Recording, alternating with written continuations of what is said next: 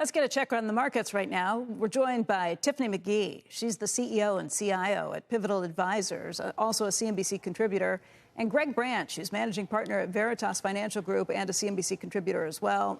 Welcome to both of you this morning. Let's start off talking about technology. Greg, I know you think we're not out of the woods yet, so you wouldn't be telling people to buy on the dips we saw yesterday? I wouldn't. And don't get me wrong, there are long-term stories that I like here. When we last heard from Google, they were putting up 60% top line and 30% operating margins.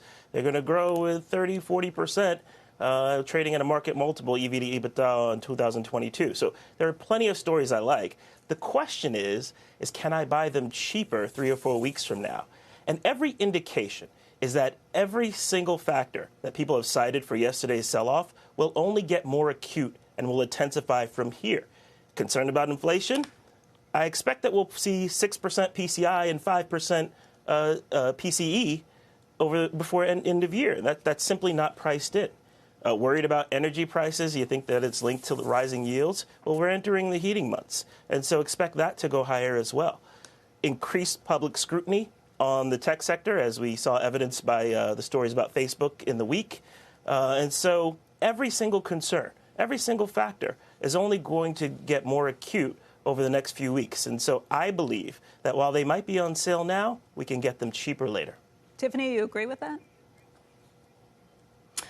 Possibly, but I really think that investors have a few decisions to make, right? So first, I do absolutely agree that the recent volatility is going to continue, but investors do have a few decisions to make. Number one, are they a trader or are they a longer-term investor, right? So if you're a trader, you have to get two things right. Number one, when you buy, and number two, when you sell. If you're a longer-term investor like myself, right? So my clients are institutions. I'm managing portfolios for foundations and endowments over a much longer period of time, and so it becomes less about when the prices, the entry and exit points, and more about opportunities to buy at a good price, but you're going to hold for much, much longer time. The second thing investors really should be thinking about from a portfolio construction standpoint is passive versus active, right? So how much of your portfolio is a passive strategy, ETFs, and how much are you kind of rotating into active management? And so now I believe it still is a stock pickers environment, and really it's an active management environment. So how much of that is going to be going into funds that are actively traded, but how much of that are you going to rotate into individual names? And I do believe right now is a good opportunity to buy some of these names. And you think about, what was down yesterday. You think about Twitter, it's down 5.8%. Pinterest down 5.7%, right? Even, Apple, which it's a really, some people will say overvalued. I never say overvalued, but at least it's on sale right now. I don't have a crystal ball to tell you what's going to happen in the future. All I know is right now, these names are down. Down, but so you'd say buy. I mean, I want to know what the future is going to be. I would assume they're going to be up eventually, you think?